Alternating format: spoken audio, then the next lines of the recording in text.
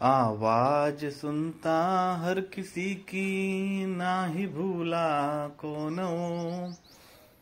सबसे पहले याद उसकी, फिर सभी दुनिया की हो। सबसे पहले याद उसकी, फिर सभी दुनिया की हो। नवयुग प्रॅक्टिकल आधुनिक ट्रू ॲस्ट्रॉलॉजी ज्योतिषवरील सुप्रसिद्ध मराठी चॅनलला सबस्क्राईब करायला ज्योतिष अभ्यासाची आवश्यकता नाही।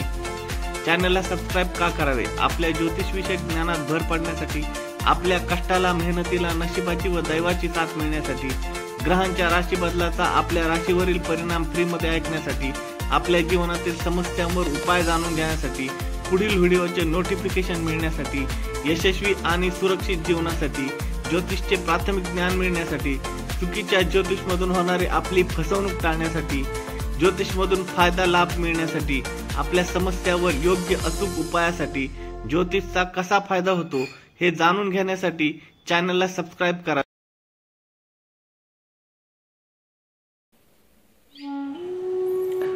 कुंडली काय सांगू शकते भाग 27 मध्ये मी आपणा सर्वांचं हार्दिक असं स्वागत करतो। चला तर पाहूया भाग 27 मध्ये अपघात होईल काय? अपघात योग आपल्या कुंडलीमध्ये आहे का? आपल्या पत्रिकेमध्ये आहे का? अपघात होण्याची शक्यता किती आहे? अपघात मोठा असेल की अपघात लहान असेल? अपघाताचे स्वरूप कसे असेल? अपघातातून सुटका होईल की अपघातामध्ये मृत्यू होईल? की अपघात झाल्यानंतर महिना 2 महिने हॉस्पिटलमध्ये जाऊन पडावं लागेल, म्हणजेच हॉस्पिटलायझेशन होईल? अपघात कशामुळे? म्हणजे अपघाताच्या वेळी जर शनीचा सहभाग असेल तर अपघात पडून झालेला असतो, शुक्र असेल तर वाहनामुळे असतो, मंगळ असेल तर शस्त्र अस्त्रामुळे झालेला अपघात असतो।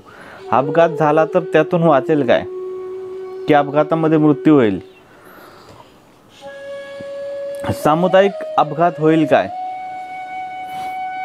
की त्या सामुदायिक अपघातामध्ये आपलाही समावेश असेल? अपघात योगात जर कुंडली असेल, कुंडलीमध्ये अपघात योग असेल तर पॉलिसी कोणती घ्यावी? हरवलेली व्यक्ती जिवंत आहे का? कुंडलीनुसार शुभदायक रत्न कोणते आहे, कोणती शुभदायक रत्न आहेत, ते कोणती रत्ने आपण वापरावी?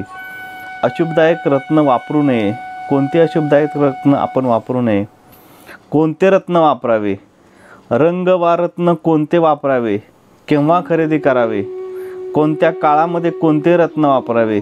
रत्न व शरीर स्पर्श। जन्मपत्रिकेवरून उपासना कोणती करावी की कोणती करू नये?